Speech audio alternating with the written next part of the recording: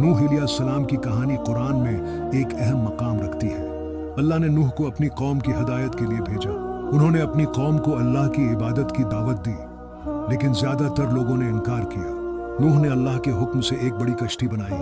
जब तूफान आया, नूह ने अपने पैरोकारों और हर किस्म के जानवरों को कश्ती में सवार किया।